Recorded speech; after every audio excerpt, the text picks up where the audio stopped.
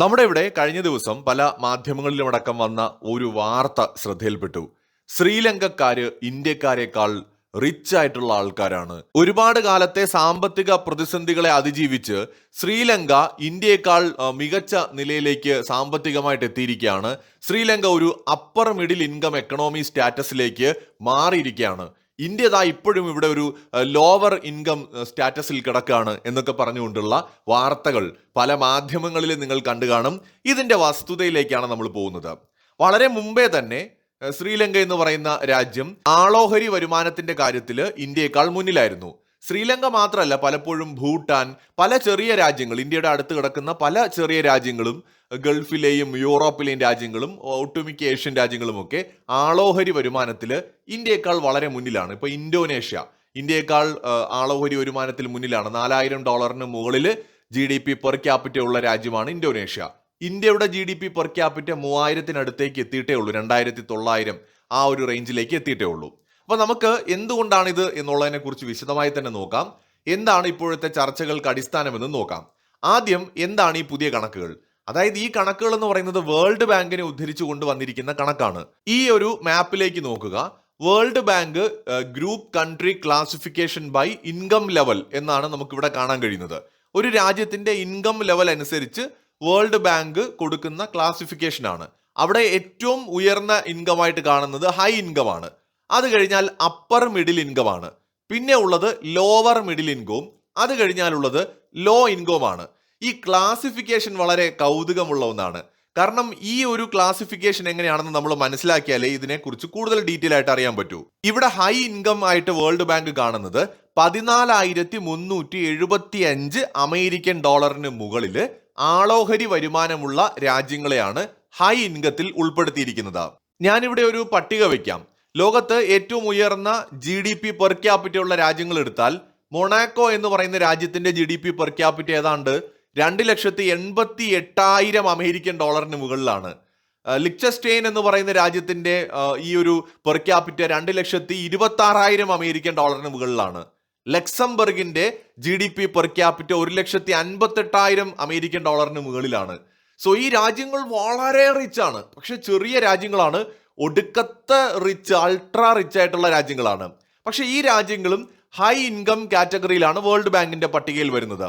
America, 30 കോടിയിലധികം ജനസംഖ്യയുള്ള അമേരിക്കയുടെ പെർ ക്യാപിറ്റ 94,430 അമേരിക്കൻ ഡോളറാണ്.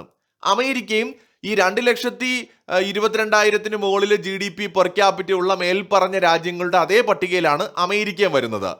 ഇനി 15,085 American dollar GDP per capita ഉള്ള മലേഷ്യ വരുന്നതും ഈ ഹൈ ഇൻകം കൺട്രിയുടെ കൂട്ടത്തിലാണ്. കാരണം $14,375 മുകളിലോട്ട് ആളോഹരി വരുമാനമുള്ള രാജ്യങ്ങളെല്ലാം തന്നെ ഈ ഹൈ ഇൻകം രാജ്യങ്ങളിൽ വരും. അപ്പോൾ ഇത് വെച്ച് നമ്മൾ മനസ്സിലാക്കണം, $14,375 മുകളിൽ വന്നു കഴിഞ്ഞാൽ നമ്മളും ഈ ഹൈ ഇൻകം രാജ്യങ്ങളുടെ കൂട്ടത്തിലാവും. അതിപ്പോ 2.5 ലക്ഷം വരെയുള്ള രാജ്യത്തെയും ഹൈ ഇൻകം കൺട്രി ആയിട്ട് തന്നെയാണ് കാണുന്നത്. അപ്പോൾ ഇനി നമ്മൾ ശ്രദ്ധിക്കേണ്ട കാര്യം എന്ന് പറയുന്നത്, ഈ ഹൈ ഇൻകം രാജ്യങ്ങൾ കഴിഞ്ഞാൽ പിന്നെ അടുത്ത് വരുന്നതെന്ന് പറയുന്നത് അപ്പർ മിഡിൽ ഇൻകം ആണ്. ഈ അപ്പർ മിഡിൽ ഇൻകം എന്ന് പറയുന്നത് $4,636 അമേരിക്കൻ ഡോളർ മുതൽ $14,375 വരെ ഉള്ളതാണ് ഈ അപ്പർ മിഡിൽ ഇൻകം എന്ന് പറയുന്നത്. ഉദാഹരണത്തിന് ഇപ്പോൾ നാളെ ഇന്ത്യ $14,370 പെർ ക്യാപിറ്റ ഉള്ള രാജ്യമായി മാറിയാലും നമ്മൾ അപ്പർ മിഡിൽ ഇൻകത്തിൽ തന്നെ കിടക്കും, ഒരു $5-6 കുറവായതുകൊണ്ട്. ഈ $6 കൂടെ കിട്ടിക്കഴിഞ്ഞാൽ ഒറ്റയടിക്ക് നമ്മൾ ഹൈ ഇൻകം രാജ്യമായിട്ട് മാറുകയും ചെയ്യും. ഇതാണ് ഇതിലെ ഒരു വൈരുദ്ധ്യം എന്ന് പറയുന്നത്. അപ്പൊ ഈ കണക്കുകളെ നമ്മൾ ഇങ്ങനെയാണ് മനസ്സിലാക്കേണ്ടത്. ഏതെങ്കിലും ഒരു രാജ്യം $4,636 മുകളിലേക്ക് വന്നു കഴിഞ്ഞാൽ ആ രാജ്യം അപ്പർ മിഡിൽ ഇൻകം ആയിട്ട് മാറും.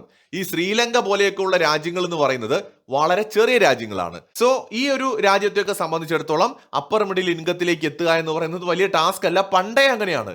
അതായത് ഇന്ത്യക്ക് $1,700 GDP പെർ ക്യാപിറ്റ ഉണ്ടായിരുന്ന സമയത്തും ശ്രീലങ്കയിൽ 5,000-6,000 ഒക്കെ പെർ ക്യാപിറ്റ ഉണ്ടായിരുന്നു. സോ പെർ ക്യാപിറ്റയുടെ കാര്യത്തിൽ വളരെ മുമ്പ് തന്നെ ശ്രീലങ്ക ഇന്ത്യയെക്കാൾ മുന്നിലായിരുന്നു. ഇത് നമ്മൾ മനസ്സിലാക്കണം. ഇനി ഇന്ത്യ കിടക്കുന്ന പട്ടിക ഏതാണ്? ഇന്ത്യ കിടക്കുന്ന പട്ടിക എന്ന് പറയുന്നത് ലോവർ മിഡിൽ ഇൻകം ആണ്. $1,176 മുതൽ $4,635 വരെ ഉള്ള രാജ്യങ്ങള് ലോവർ മിഡിൽ ഇൻകത്തിലാണ്. അപ്പൊ ഇതിൽ നിന്ന് ഇന്ത്യ മാറണം എന്നുണ്ടെങ്കിൽ ഒരു $4,700 ആയിട്ട് നമ്മുടെ പെർ ക്യാപിറ്റ ഉയരണം. ഇപ്പോൾ നമ്മുടെ പെർ ക്യാപിറ്റ ഏതാണ്ട് $2,900 ആണ്. ഏതാണ്ട് ഒരു $1,800 കൂടി നമ്മുടെ പെർ ക്യാപിറ്റ വന്നെങ്കിൽ മാത്രമേ നമുക്ക് ഈ ഒരു അപ്പർ മിഡിൽ ഇൻകം ആയിട്ട് മാറാൻ കഴിയൂ. അപ്പർ മിഡിൽ ഇൻകം ആയിട്ട് മാറണമെങ്കിൽ നമ്മുടെ ടോട്ടൽ ജി ഡി പി ഒരു 10 ട്രില്യൺ അടുത്തൊക്കെ എത്തണം. നമ്മുടെ പോപ്പുലേഷൻ ഒരു 145 കോടിയും നമ്മുടെ ജി ഡി പി $10 ട്രില്യൺ ആവുകയാണെങ്കിൽ നമ്മുടെ പെർ ക്യാപിറ്റ $6,896 ആവും. നമ്മുടെ ജി ഡി പി ഒരു $7 ട്രില്യൺ അടുത്തേക്ക് എത്തുമ്പോൾ നമ്മൾ പെർ ക്യാപിറ്റ ഏതാണ്ട് $4,800 മുകളിലേക്ക് എത്തുകയും അപ്പർ മിഡിൽ ഇൻകം കൺട്രി ആയിട്ട് മാറുകയും ചെയ്യും. അപ്പോൾ നമ്മുടെ ഇപ്പോഴത്തെ ജി ഡി പി എന്ന് പറയുന്നത് $4.2 ട്രില്യൺ ആണ്. അത് ഒരു 6.9 അല്ലെങ്കിൽ 7 ട്രില്യൺ ഒക്കെ ആവുമ്പോഴായിരിക്കും നമ്മൾ അപ്പർ മിഡിൽ ഇൻകത്തിലേക്ക് പോകുന്നത്. അതിന്റെ കാരണം വളരെയധികം നമ്മുടെ രാജ്യത്ത് പോപ്പുലേഷൻ ഉണ്ട്. അതിൽ തന്നെ ഉത്തർപ്രദേശ്, ബീഹാർ തുടങ്ങിയ രാജ്യങ്ങൾ പെർ ക്യാപിറ്റയുടെ കാര്യത്തിൽ വളരെ പുറകിലാണ്, പ്രത്യേകിച്ച് ബീഹാർ. ഈ യോഗി ആദിത്യനാഥ് അധികാരത്തിലേക്ക് വരുന്ന സമയത്ത് ഉത്തർപ്രദേശിന്റെ പെർ ക്യാപിറ്റ എന്ന് പറയുന്നത് $850 എങ്ങാണ്ടായിരുന്നു. വെറും $850. ഇന്നത് $1,500 അടുത്തോട്ട് ഉയർന്നിട്ടുണ്ട്. ബീഹാറിൻ്റെതാണ് ഏറ്റവും പുറകിൽ കിടക്കുന്നത്. സോ ഈ രണ്ട് സ്റ്റേറ്റുകളും തന്നെ പോപ്പുലേഷൻ വളരെ കൂടുതലുള്ളതാണ്. ഈ രണ്ട് സ്റ്റേറ്റുകളും വികസിക്കുമ്പോൾ തന്നെ നാച്ചുറലായിട്ട് ഇന്ത്യയുടെ ടോട്ടൽ ജി ഡി പി ഉയരും. സോ അതുകൊണ്ട് നമ്മൾ കുറച്ച് കാത്തിരിക്കേണ്ടി വരും. ഈ കണക്കുകൾ കണ്ടിട്ട് നമ്മൾ ആരും അന്തം വിട്ടു പോകേണ്ട കാര്യമില്ല. ഈ 2013 ഇന്ത്യയുടെ ടോട്ടൽ ജി ഡി പി എന്ന് പറയുന്നത് $1.7 ട്രില്യൺ ആണ്. നമ്മുടെ പെർ ക്യാപിറ്റ എന്ന് പറയുന്നത് $1,800-850 മാത്രമേ ഉണ്ടായിരുന്നുള്ളൂ. സോ ഇപ്പോ നമ്മുടെ രാജ്യത്തിന്റെ ജി ഡി പി $4.2 ട്രില്യൺ നമ്മുടെ പെർ ക്യാപിറ്റ 3,900 പിന്നിട്ടിരിക്കുകയാണ്. സോ നമ്മൾ 2013 നിന്ന് 26 എത്തുമ്പോൾ അതിശയിപ്പിക്കുന്ന വളർച്ച, ഏതാണ്ട് ഇരട്ടിയിലധികം വളർച്ച നമ്മൾ കൈവരിച്ച് മുന്നേറുകയാണ്. അപ്പോൾ ഏതാനും വർഷങ്ങൾ കൊണ്ട് തന്നെ ഒരു അപ്പർ മിഡിൽ ഇൻകം ആയിട്ട് മാറാൻ നമുക്ക് കഴിയും. ചൈനയും നേരിടുന്ന പ്രശ്നം അതാണ്. ഉയർന്ന പോപ്പുലേഷനാണ് വെല്ലുവിളിയായിട്ട് മാറുന്നത്. ഇപ്പൊ അമേരിക്കയുടെ ടോട്ടൽ ജി ഡി പി ഏതാണ്ട് $30 ട്രില്യൺ പെർ ക്യാപിറ്റ എന്ന് പറയുന്നത് $94,000 മുകളിലുമാണ്. രണ്ടാം സ്ഥാനത്ത് നിൽക്കുന്ന ചൈനയുടെ total G D P $20 trillion per capita വെറും 15,000 മാത്രമാണ്. അമേരിക്കയുടെ $94,000 ചൈനയുടെ 15,000 താഴെ വരുന്ന $ന്റെ ഡിഫറൻസ് നോക്കൂ. പക്ഷെ അമേരിക്ക ഒന്നാമതും ചൈന രണ്ടാമതുമാണ്. അപ്പൊ ഇത്രയും വലിയ അന്തരമുണ്ട്. അതിന്റെ കാരണവും ചൈനയിലെ പോപ്പുലേഷൻ ആണ്. അതുപോലെ തന്നെ നമ്മുടെ രാജ്യത്തിന്റെ പോപ്പുലേഷൻ ഒരു പ്രശ്നമാണ്. ഇവിടെ പലരും വാർത്തകൾ കണ്ടുകൊണ്ട് കമന്റ് എഴുതുന്ന കണ്ടാൽ തോന്നും 2013 ഇന്ത്യയുടെ G D P per capita 10,000 ആയിരുന്നു, ഇപ്പോൾ അത് പെട്ടെന്ന് കുറഞ്ഞു പോയതാണെന്നാണ്. തിരിച്ചാണ്. 2013 ഇന്ത്യയുടെ പെർ ക്യാപിറ്റ വളരെ കുറവായിരുന്നു. ഇപ്പോൾ അത് ഇരട്ടിയിലധികമായി വർദ്ധിക്കുക മാത്രമല്ല, ടോട്ടൽ ജി ഡി പി ഉയർന്നിട്ടുണ്ട്. വളരെ സസ്റ്റൈനബിൾ ആയിട്ടുള്ള ഒരു എക്കണോമിക് ഗ്രോത്തും ഇന്ത്യക്കുണ്ട്. അപ്പോൾ വരും വർഷങ്ങളിൽ നമ്മളൊരു അപ്പർ മിഡിൽ ഇൻകം ആയിട്ട് മാറും. നമുക്ക് ഒരു ഹൈ ഇൻകം കൺട്രി ആയിട്ട് മാറാൻ 2047 വരെ കാത്തിരിക്കണം.